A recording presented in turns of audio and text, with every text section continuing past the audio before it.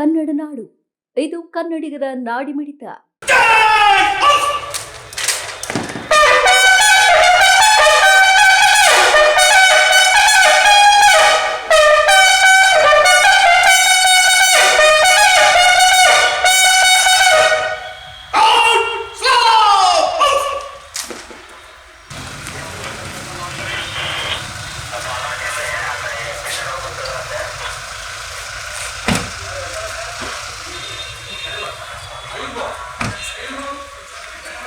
ಅನ್ನೋದಕ್ಕಿಂತ ಹೆಚ್ಚಾಗಿ ಒಂದು ಅವೇರ್ನೆಸ್ ಮೂಡಿಸ್ಲಿಕ್ಕೋಸ್ಕರನೇ ಇದೊಂದು ತಮ್ಮನ್ನೆಲ್ಲ ಇನ್ವೈಟ್ ಮಾಡಿದ್ದು. ಭಾಳಷ್ಟು ದಿವಸದಿಂದ ಇತ್ತು strict implementation of varying helmet ಅನ್ನೋದು ತುಂಬ ಜನಕ್ಕೆ ಭಾವನೆ ಇದೆ ಬಳ್ಳಾರಿಯಲ್ಲಿ ಹೆಲ್ಮೆಟ್ ಆಗೋ ಅವಶ್ಯಕತೆ ಇಲ್ಲ ಅಂತೇಳಿ. ಆ ಥರ ಯಾವುದೇ ರೀತಿ ವಿನಾಯಿತಿ ಇಲ್ಲ. ಸೊ ಬಿಸಿಲುಗಾಲದಲ್ಲಿ ಅದೊಂದು ಎಕ್ಸ್ಕ್ಯೂಸ್ ಹೇಳ್ತಾ ಇದ್ರು, ತುಂಬ ಬಿಸಿಲು ಇರೋದ್ರಿಂದ ಹೆಲ್ಮೆಟ್ ಹಾಕ್ಲಿಕ್ಕೆ ಆಗಲ್ಲ ಅಂಥೇಳಿ. ಸೊ ಈಗ ತುಂಬ ಆಕ್ಸಿಡೆಂಟ್ಸೂ ಜಾಸ್ತಿ ಆಗ್ತಿದೆ. ಮೋರ್ ಓವರ್ 2 ವೀಲರ್ ಆಕ್ಸಿಡೆಂಟ್ಸ್ ಆಗೋದು ವಿತೌಟ್ ಹೆಲ್ಮೆಟು, ಓವರ್ ಸ್ಪೀಡು ಮತ್ತು ಡ್ರಂಕ್ ಅಂಡ್ ಡ್ರೈವು, ಇದೆಲ್ಲದರಿಂದ ಹೆಚ್ಚಿನ ಆಕ್ಸಿಡೆಂಟ್ಸ್ ಸಂಭವಿಸ್ತಾ ಇದೆ. ಅದಕ್ಕಾಗಿ ಒಂದು ಹೆಲ್ಮೆಟ್ ಒಂದು ವಿತರಣೆ ಮಾಡುವಂಥದ್ದು ಸಾರ್ವಜನಿಕರಿಗೆ ಮತ್ತು ಮಾಧ್ಯಮದವ್ರಿಗೂ, ನಿಮಗೂ ಸಹ ಒಂದು ಅವೇರ್ನೆಸ್ಗೆ ಒಂದು ಹೆಲ್ಮೆಟ್ ಕೊಡುವಂಥದ್ದು ಇವತ್ತು ಮಾಡೋಣ ಅಂತೇಳಿ. ಎಲ್ಲರೂ ಕಡ್ಡಾಯವಾಗಿ ದಯವಿಟ್ಟು ಹೆಲ್ಮೆಟ್ ಧರಿಸ್ಬೇಕು. ಮತ್ತು ನಮ್ಮ ಸಿಬ್ಬಂದಿಗಳಿಗೂ, ನಮ್ಮ ಆಫೀಸರ್ ಸಹ ನಾವು ಒಂದು ಸರ್ಕ್ಯುಲರ್ ಕೊಟ್ಟಿದ್ವಿ, ಕಂಪಲ್ಸರಿ ಎಲ್ಲರೂ ಹೆಲ್ಮೆಟ್ ವೇರ್ ಮಾಡ್ಬೇಕಂತೇಳಿ. ಯಾರಿಗೂ ವಿನಾಯಿತಿ ಇಲ್ಲ. ಗ್ರ್ಯಾಜುವಲಿ ಅದು ಇಂಪ್ಲಿಮೆಂಟ್ ಆಗುತ್ತೆ, ಅದು ಖಂಡಿತ. ಸೊ ಯಾವಾಗಲೂ ಲಾ ಅಬೇಡಿಂಗ್ ಯಾರಿದ್ದಾರೆ, ನಮ್ಮ ವಿದ್ಯಾವಂತರಾಗಿರಲಿ, ಆಫೀಸರ್ಸು, ಪೊಲೀಸ್ ಆಫೀಸರ್, ಸ್ಪೆಷಲಿ ಮಾಧ್ಯಮದವರು, ನಾವೆಲ್ಲರೂ ಹಾಕಿದ್ರೆ ಪಬ್ಲಿಕ್ಸು ಸಹ ಹಾಕ್ಕೊಳ್ತಾರೆ. ಹಂಗಾಗಿ ಇವತ್ತೊಂದು ಅವೇರ್ನೆಸ್ ಮಾಡ್ಬೇಕನ್ನೋ ಉದ್ದೇಶದಿಂದ ಇವತ್ತು ನಿಮ್ಮನ್ನೆಲ್ಲರೂ ಕಾಲ್ ಮಾಡಿದ್ದು ಅಷ್ಟೇ. ಇದು ಕಂಪಲ್ಸರಿ ಹೆಲ್ಮೆಟ್ ನಾವು ಇಂಪ್ಲಿಮೆಂಟ್ ಮಾಡಿಸ್ಬೇಕನ್ನೋ ಉದ್ದೇಶದಿಂದನೇ. ಬಿಕಾಸ್ ಮ್ಯಾಕ್ಸಿಮಮ್ ನಾವು ಯಾವಾಗಲೂ ಆಕ್ಸಿಡೆಂಟ್ಸ್ ಆಗೋದು ಒಂದು ಹ್ಯೂಮನ್ ಎರರಲ್ಲಿ ಅಥವಾ ಒಂದು ರೋಡ್ ಎರರಲ್ಲಿ ಆಗಬಹುದು. ರೋಡ್ ಎರರ್ ಸರ್ ಮಾಡಿಸ್ಲಿಕ್ಕೆ ಈಗ ಸಂಡೂರ್ದು ಒಂದು ಇನ್ಸಿಡೆಂಟ್ ಆಗಿತ್ತು, ಆಕ್ಸಿಡೆಂಟು. ಅದ್ರ ಸಂಬಂಧವಾಗಿ ರೋಡ್ ಎರರಲ್ಲಿ ಏನಾದರೂ ಕರೆಕ್ಷನ್ ಮಾಡಬೇಕನ್ನೋ ಒಂದು ಉದ್ದೇಶದಿಂದ ಒಂದು ಟೀಮ್ ಬಂದು ಸರ್ವೆ ಮಾಡ್ತಾ ಇದೆ. ಅಲ್ಲಿ ಸರ್ವೆ ಮಾಡಿ ಅವರು ರಿಪೋರ್ಟ್ ಕೊಡ್ತಾರೆ. ಅದ ನಂತರ ನಾವು ಒಂದು RTO ಒಂದು ಮೀಟಿಂಗ್ ಇರ್ತದೆ, ಅದರಲ್ಲಿ ಇಟ್ಬಿಟ್ಟು ನಾವು ಅದೇನು ಸರಿಪಡಿಸ್ಬೋದು ಅದನ್ನು ಮಾಡಿಸ್ತೀವಿ. ನಾವು ಜಿಲ್ಲಾಧಿಕಾರಿಯವರು ಸಹ ಹೇಳಿದ್ದಾರೆ, ಅದೇನು ರಿಪೋರ್ಟ್ ಕೊಡ್ತಾರೆ ಅದನ್ನು ಇಂಪ್ಲಿಮೆಂಟ್ ಮಾಡೋಣ ಅಂತೇಳಿ. ಇನ್ನೊಂದು ಹ್ಯೂಮನ್ ಎರರ್, ಅದರಲ್ಲಿ ಓವರ್ ಸ್ಪೀಡ್ ಮಾಡ್ತಾರೆ ಕೆಲವರು, ಡ್ರಂಕ್ ಅಂಡ್ ಡ್ರೈವ್ ಇರುತ್ತೆ. ಈ ಥರ ಇದಕ್ಕೆ ಕಡಿವಾಣ ಏನು ಹಾಕಬೇಕು ಅಂತ ಹೇಳ್ಬಿಟ್ಟು ಇವನ್ ಮೈನಿಂಗ್ ಲಾರೀಸ್ದು ಮೊನ್ನೆ ನಾನು DC ಸರ್ ಒಂದು ವಿಸಿಟ್ ಮಾಡ್ದೋ, RTO ಆಫೀಸಲ್ಲೂ ಸಹ ವಿಸಿಟ್ ಮಾಡ್ದೋ. ಸ್ಪೀಡ್ ಲಿಮಿಟ್ ಹೆಂಗೆ ನಾವು ಫಿಕ್ಸ್ ಮಾಡಬೇಕು ಮೈನಿಂಗ್ ವೆಹಿಕಲ್ಸ್ಗೆ, ಅದ್ರ ಬಗ್ಗೆನೂ ಭಾಳಷ್ಟು ಚರ್ಚೆ ಮಾಡಿದ್ವಿ RTO ಆಫೀಸರ್ಸ್ ಜೊತೆಲಿ ಎಲ್ಲ. ಅದಕ್ಕೆ ಅವರು ಸ್ಪೀಡ್ ಗವರ್ನರ್ ಇರುತ್ತೆ, ಅದನ್ನು ಮಾಡ್ಬೋದು. ಮತ್ತು ಈ KSRTCಲಿ ಒಂದು ಸ್ಪೀಡ್ ಲಿಮಿಟ್ ಮಾಡಿರ್ತಾರೆ, ಅಂದರೆ ಎಕ್ಸ್ಲೇಟ್ರಲ್ಲಿ ಪೂರ್ತಿ ಎಕ್ಸ್ಲೇಟ್ರು ಅಮುಕ್ಲಿಕ್ಕಾಗಲ್ಲ, ಆ ಥರ ಒಂದು ಸಿಸ್ಟಮಲ್ಲಿ ಅದು ಅಳವಡಿಸ್ಬೇಕು ಅಂದ್ಬಿಟ್ಟು RTO ಆಫೀಸರ್ಸ್ ಜೊತೆಯಲ್ಲಿ DC ಸರು ಮತ್ತು ನಾನು ಸಹ ಚರ್ಚೆ ಮಾಡಿದ್ದೀವಿ.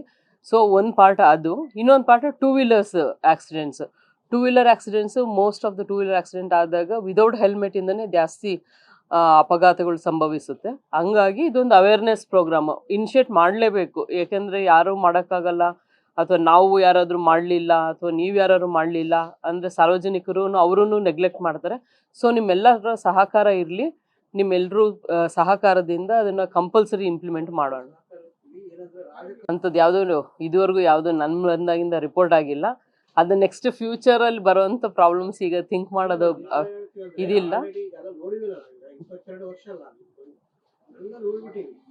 ಈಗ ಆರಂಭ ಮಾಡ್ತೀವಿ, ಭಾಳ ಚೆನ್ನಾಗುತ್ತೆ. ಎಲ್ಲ ಸೇಮ್ ಹೆಲ್ಮೆಟ್ ಕೊಡ್ತೀವಿ, ಜನಜಾಗೃತಿ ಹೂವು ಕೊಡ್ತೀವಿ, ಎಲ್ಲ ಮಾಡ್ತೀವಿ. ನಂತರ ಅದು ಸ್ಟಾಪ್ ಆಗಿಬಿಡ್ತದೆ. ಯಾರು MLAನೋ MP ನೋ ಮಿನಿಸ್ಟ್ರೋ ಒತ್ತಡಕ್ಕೆ ಅದು ಸ್ಟಾಪ್ ಆಗಿಬಿಡ್ತದೆ. ಮತ್ತೆ ರಸ್ತೆ ಅಪಘಾತ ಆಗ್ತವೆ, ಅಮಾಯಕರು ಸಾಯ್ತಾರೆ, ಇವು ನಡೀತದೆ. ಯಾವುದೋ ಹಿಂದೆ ನಡೆದಿರೋದ್ರ ಬಗ್ಗೆ ನನಗೆ ಗೊತ್ತಿಲ್ಲ, ಈಗ ನೀವು ಹೇಳ್ತಾ ಇರೋದಷ್ಟೇ. ಸಹ ನಾವು ಅವೇರ್ನೆಸ್ ಕೊಟ್ಟಿದ್ದೀವಿ. ಈಗ ಎಲ್ಲ ಕಾಲೇಜ್ಗೂ ನಾವು ಅವೇರ್ನೆಸ್ ಮೂಡಿಸಿದ್ದೀವಿ ಈಗಾಗಲೇ. ಮತ್ತು ಎಲ್ಲ ಕಾಲೇಜವ್ರಿಗೂ ಸಹ ನೋಟಿಸ್ ಇಶ್ಯೂ ಮಾಡಿದೆ, ಕಾಲೇಜವ್ರಿಗೆ, ಸ್ಕೂಲ್ಸ್ಗೆಲ್ಲ. ಲೈಸೆನ್ಸ್ ಬಗ್ಗೆ ಮಾತಾಡ್ತಾ ಇದ್ದೀರಾ? ಲೈಸೆನ್ಸ್ ಅಂದ್ರೆ ಸೇಫ್ಟಿ ರೋಡ್ ಸೇಫ್ಟಿ ಅವ್ರು ಬರ್ತಾರೆ ಇದು ಇರುತ್ತೆ ಸ್ಟ್ಯಾಂಡ್ ಇರುತ್ತೆ ಕೆಳಗಡೆ ರೋಡ್ ನಡೆಸ್ತಾರೆ ಪಾರ್ಕ್ ಬರ್ತಾ ಇರುತ್ತೆ ಆಮೇಲೆ ಸೈಲೆನ್ಸರ್ ಸೌಂಡ್ ಸಿಕ್ಕಾಪಟ್ಟೆ ಮಾಡ್ಕೊಂಡು ಬರ್ತಾರೆ ಆ ಮಕ್ಕಳು ತೆಗೆದಿರ್ತಾರೆ ಸ್ವಲ್ಪ ಔಟ್ಸ್ಕಟ್ಸ್ ಅಲ್ಲಿ ಇರೋ ಕಾಲೇಜ್ಗಳು ಬೇರೆ ಕಾಲೇಜ್ಗಳು ಕಾನ್ಸಂಟ್ರೇಟ್ ಮಾಡಿದ್ರೆ ಎಷ್ಟೋ ಹುಡುಗರು ಮನೆ ಹೋಗ್ತಾರೆ. ನೀವು ಮೈನ್ಸ್ಲಾರಿಗೆಲ್ಲ ಸ್ಪೀಡ್ ಗವರ್ನರ್ ಬೈಕ್ಗಳಿಗೆ ಯಾರು ಕೇಳಬೇಕು ಮೇಡಮ್? ಯಾರು ಕೇಳಲ್ಲ.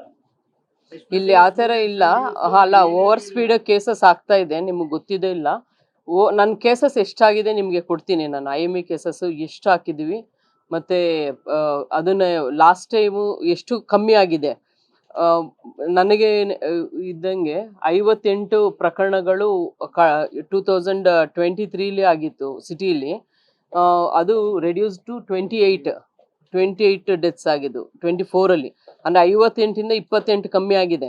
ಭಾಳಷ್ಟು ಕೇಸಸ್ ಆಗಿದೆ. ಅದು ನಾನು ನಿಮಗೆ ಕೊಡ್ತೀನಿ IME ಕೇಸಸ್ ಎಷ್ಟು ಹಾಕಿದ್ದಾರೆ ಅಂತೇಳಿ. ನೀವು ಹೇಳಿರೋದು ಎಲ್ಲದೂ ಆಗಿದ್ದಾರೆ. ಓವರ್ ಸ್ಪೀಡ್ ಹಾಕಿದ್ದಾರೆ, ಡ್ರಂಕ್ ಆ್ಯಂಡ್ ಡ್ರೈವ್ ಹಾಕಿದ್ದಾರೆ.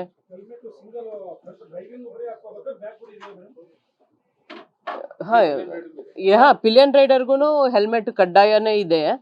ನಾವು ಇವಾಗ ಸ್ಟಾರ್ಟ್ ಮಾಡ್ತಾ ಇದ್ದೀವಿ, ಇನಿಷಿಯೇಟ್ ಮಾಡ್ತಾ ಇದ್ದೀವಿ. ನೀವು ಪ್ರೋತ್ಸಾಹ ಮಾಡ್ಬೇಕು ಇದಕ್ಕೆ.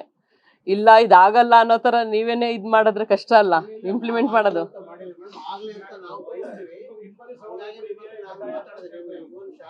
ಹೌದು, ಇಲ್ಲ ಈಗಾಗಲೇ ಶಾಲಾ ಕಾಲೇಜಲ್ಲಿ ಅವೇರ್ನೆಸ್ ಮಾಡಿದ್ದೀವಿ.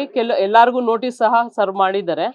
ಆಲ್ ಸ್ಕೂಲ್ಸ್ ಕಾಲೇಜಸ್ ಇಲ್ಲೂ ನೋಟಿಸ್ ಸರ್ವ್ ಮಾಡಿದ್ದಾರೆ. ಯಾಕೆಂದರೆ ಅವ್ರಿಗೆ ಬರೋವಂಥ ಸ್ಟೂಡೆಂಟ್ಸ್ಗೂ ಕಡ್ಡಾಯವಾಗಿ ಹೆಲ್ಮೆಟ್ ಹಾಕ್ಸ್ಬೇಕಂತೇಳಿ.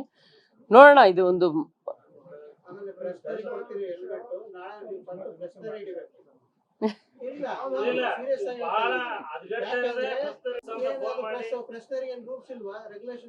ಎಲ್ರಿಗೂ ಮಾಡೋಣ.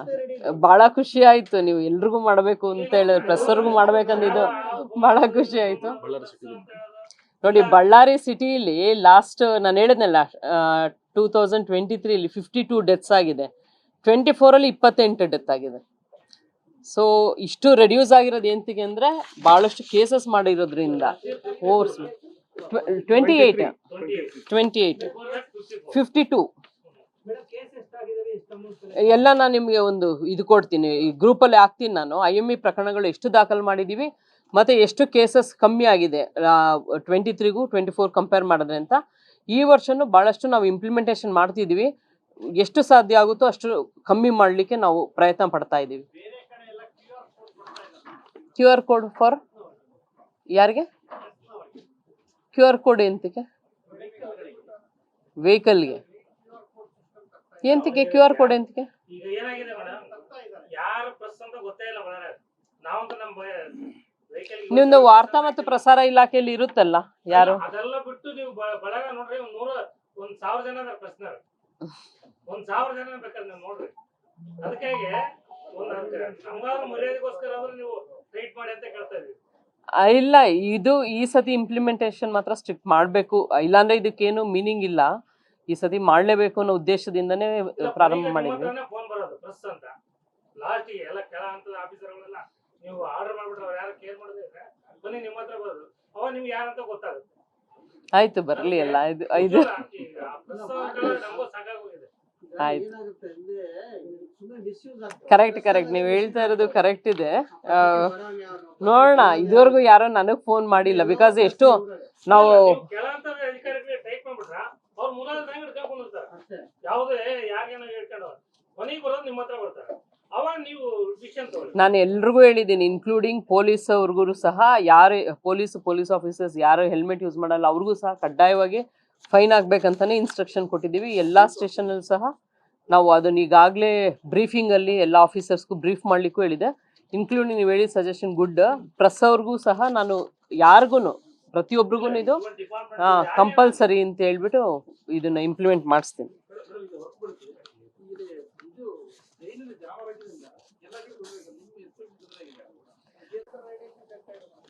ಇಲ್ಲ, ಅದು 5 ಕಿಲೋಮೀಟರ್ ಅಲ್ಲ, 300 ಮೀಟರ್ಸ್ ರೇಡಿಯಸ್ ಅಂತ ಹೇಳ್ತಾರೆ. ಅದು ಆ್ಯಕ್ಚುಲಿ 100 ಮೀಟರ್ಸ್ಗೆ ರಿಡ್ಯೂಸ್ ಮಾಡಿ ಅಂತ ಹೇಳ್ಬಿಟ್ಟು ನಾನು ರಿಕ್ವೆಸ್ಟ್ ಮಾಡಿದ್ದೀವಿ. ಯಾಕಂದರೆ 300 ಮೀಟರ್ಸ್ ಅಂದರೆ ಇದೆಲ್ಲನೂ ಕವರ್ ಆಗೋ ಚಾನ್ಸಸ್ ಇದೆ. ನಮ್ಮ DPO ಎಲ್ಲ ಹೇಳಿ ಸ್ವಲ್ಪ ತೊಂದರೆಗಳಿದೆ, ಇಲ್ಲ ಅಂತ ಹೇಳೋಕ್ಕಾಗಲ್ಲ. ನಾನು ಸಹ ಪತ್ರ ಬರೆದಿದ್ದೀನಿ ಹಿರಿಯ ಅಧಿಕಾರಿಗಳಿಗೆ. ಮತ್ತು ಒಂದು ಥರ್ಡ್ ಪಾರ್ಟಿ ಇನ್ಸ್ಪೆಕ್ಷನ್ ಅಂತ ಹೇಳ್ಬಿಟ್ಟು ಒಂದು ಹೋಗಿ ಇದು ಮುಗಿಸ್ಬಿಡ್ತೀನಲ್ಲ ಮಧ್ಯದಲ್ಲಿ. ಥರ್ಡ್ ಪಾರ್ಟಿ ಇನ್ಸ್ಪೆಕ್ಷನ್ ಅಂತ ಹೇಳಿ ಒಂದು ಇದು ಮೀಟಿಂಗ್ ಮಾಡಬೇಕು. ಆ ಮೀಟಿಂಗಲ್ಲೂ ಸಹ ನಾನು ಇದನ್ನ ಹೇಳ್ಬೇಕು ಅನ್ಕೊಂಡಿದ್ದೆ. ಅದು ಇನ್ನೂ ಈಗ ಸ್ಟಾರ್ಟ್ ಆಗಿಲ್ಲ. ಒಂದ್ಸತಿ ಡೇಟ್ ಫಿಕ್ಸ್ ಆಗಿತ್ತು, ಕಾರಣಾಂತರದಿಂದ ಅದು ಪೋಸ್ಟ್ಪೋನ್ ಆಯಿತು. ಅದಕ್ಕೆ ನಾನು ಕಮಿಟಿಲಿ ಮೆಂಬರ್ ಇದ್ದೀನಿ. ಅಲ್ಲಿ ಹೋಗಿ ನಾನು ಚೆಕ್ ಮಾಡಿಬಿಟ್ಟು ಏನಿದೆ ನಿಮ್ಮೆಲ್ಲರ ಅಹವಾಲು ಏನಿದೆ, ಈವನ್ ಸಾರ್ವಜನಿಕರು ತುಂಬ ಜನ ನಮಗೂ ಬಂದು ಹೇಳಿದ್ದಾರೆ ತೊಂದರೆ ಆಗ್ತಿದೆ ಅಂತ. ಇದೆಲ್ಲನೂ ನಾನು ಅಲ್ಲಿ ಇದು ಮಾಡ್ತೀನಿ. ಇಲ್ಲೂ ಇದೆ ತೊಂದರೆ, ಇಲ್ಲ ಅಂತ ಹೇಳಲಿಕ್ಕಾಗಲ್ಲ. ಇಲ್ಲೂ ಸ್ವಲ್ಪ ಸಮಸ್ಯೆಗಳು ಆಗ್ತಾ ಇದೆ. ಮುಂಚೆಕ್ಕಿಂತ ಸ್ವಲ್ಪ ಕಮ್ಮಿ ಆಗಿದೆ. ಯಾಕೆಂದರೆ ಒಂದ್ಸತಿ ಕರೆಸಿದ್ದೆ, ನಾನು ಕರೆಸಿ ಒಂದ್ಸತಿ ಎಲ್ಲ ಚೆಕ್ ಮಾಡಿದ್ರು. ಅದಾದ್ಮೇಲೆ ಸ್ವಲ್ಪ ಮಟ್ಟಕ್ಕೆ ಕಮ್ಮಿ ಆಗಿದೆ. ಬಟ್ ತೊಂದರೆ ಅಂತೂ ಇದೆ. ಥರ್ಡ್ ಪಾರ್ಟಿ ಇನ್ಸ್ಪೆಕ್ಷನ್ ಮೀಟಿಂಗ್ ಇರುತ್ತೆ, ಅದರಲ್ಲಿ ನಾನು ಇದನ್ನೆಲ್ಲ ಪ್ರಸ್ತಾಪ ಮಾಡ್ತೀನಿ.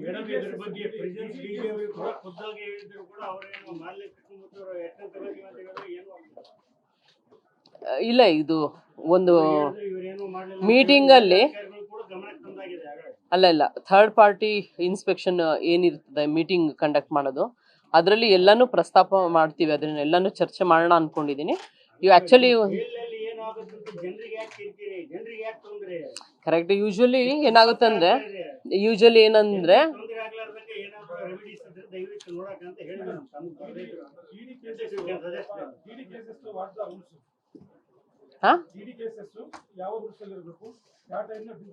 ಯಾವ ಟೈಮಲ್ಲೂ ಡ್ರೈವಿಂಗ್ ಮಾಡೋರು ಡ್ರಿಂಕ್ ಮಾಡಿ ಬರಂಗಿಲ್ಲ.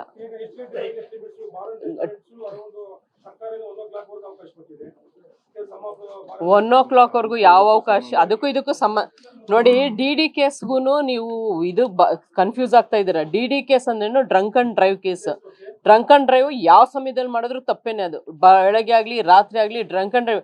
ಅವರು ಸಾಯದಲ್ದೆ ಯಾರೋ ರಸ್ತೆಯಲ್ಲಿ ಅಮಾಯಕರು ಹೋಗ್ತಿರ್ತಾರೆ, ಅವ್ರನ್ನೂ ಸಾಯಿಸ್ತಾರೆ. ಅಥವಾ ಹಿಂದೆ ಬದಿ ಸವಾರರು ಅಥವಾ ಯಾರೋ ಬೇರೆ ಇದಕ್ಕೆ ಆಕ್ಸಿಡೆಂಟ್ ಮಾಡಿ ಅವ್ರನ್ನೂ ಸಾಯಿಸ್ತಾರೆ. ಡ್ರಂಕ್ ಅಂಡ್ ಡ್ರೈವ್ ಎಲ್ಲಾ ಟೈಮಲ್ಲೂ ತಪ್ಪೇ. ಅದು ನೀವೇನಿದೆ ಬಾರ್ ಅಂಡ್ ರೆಸ್ಟೋರೆಂಟ್ ಓಪನಿಂಗ್, ಅದ್ರ ಬಗ್ಗೆ ನಾವು ಸಪ್ರೇಟ್ ಮಾತಾಡೋಣ.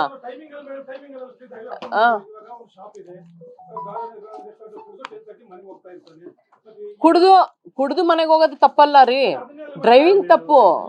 ಡ್ರಂಕ್ ಅಂಡ್ ಡ್ರೈವ್ ಅದನ್ನೇ ಅಲ್ವಾ ಈಗ ಹೇಳ್ತಾ ಇರೋದು. ನಾನು ಡ್ರಂಕ್ ಅಂಡ್ ಡ್ರೈವ್ ಮಾಡಬಾರ್ದು ಅಂತಾನೆ ಹೇಳ್ತಿರೋದು.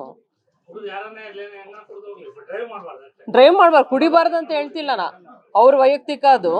ಬಟ್ ಕುಡಿದು ಡ್ರೈವಿಂಗ್ ಮಾಡಬಾರ್ದು ಅದು.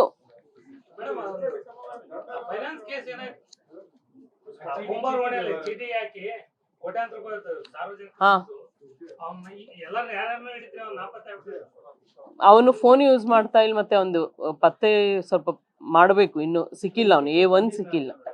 ಅದೇನಾಯ್ತು, ಡೇ 1 ಯಾರನ್ನು ಅವ್ರು ಕಂಪ್ಲೇಂಟ್ ಕೊಡ್ಲಿಕ್ಕೆ ರೆಡಿ ಇರಲಿಲ್ಲ.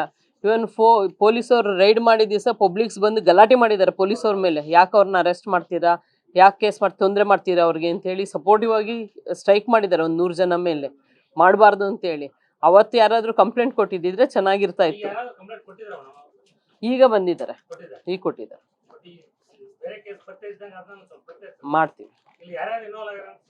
ಮಾಡ್ತೀವಿ ಖಂಡಿತ ಮಾಡ್ತೀವಿ.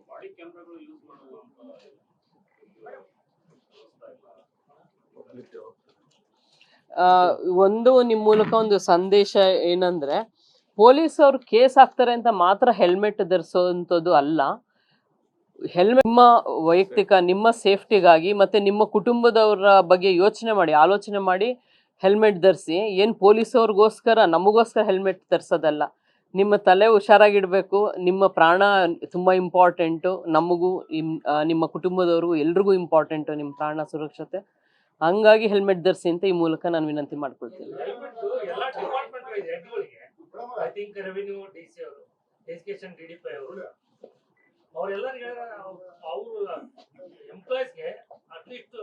ಇಲ್ಲ ಅದನ್ನ ಇಲ್ಲ ಇದ್ರ ಬಗ್ಗೆನೂ ನಮ್ದು ಆಲ್ರೆಡಿ ಇದ್ದೇವೆ. ಇಲ್ಲ ಇದ್ರ ಬಗ್ಗೆನೂ ಒಂದು ಮಾತಾಡಿ ಒಂದು ಮೀಟಿಂಗ್ ಮಾಡ್ಬೇಕಂತ ಅನ್ಕೊಂಡಿದ್ವಿ. ಇದರಲ್ಲಿ ಪ್ಲಾನ್ ಅಲ್ಲಿ ಇದೆ, ನಾವು ಮಾಡಿಸ್ತೀವಿ, ಖಂಡಿತ ಮಾಡಿಸ್ತೀವಿ.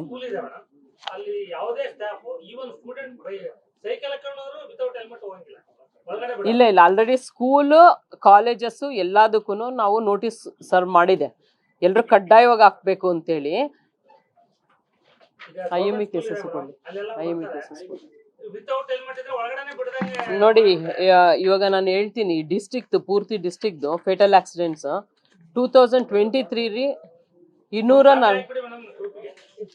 ಹಾಕ್ಲಿ ಕಾಪಿ ಅಲ್ಲ, ಅದು ಏನ್ ಹೇಳ್ತೀರಲ್ಲ, ಹಾ ಆ ಆಯ್ತಾಯ್ತು ಕಾಪಿ ಆಯ್ತಾಯ್ತು 2023 ಇಸ್ವಿಲಿ ಫೇಟಲ್ ಆಕ್ಸ್ 49 ಆಗಿದೆ ಜಿಲ್ಲೆಯಲ್ಲಿ.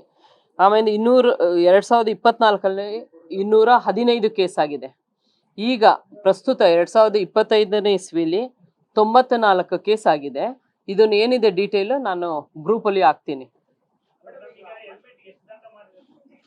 ಹೆಲ್ಮೆಟ್ಗೆ 500 rupees.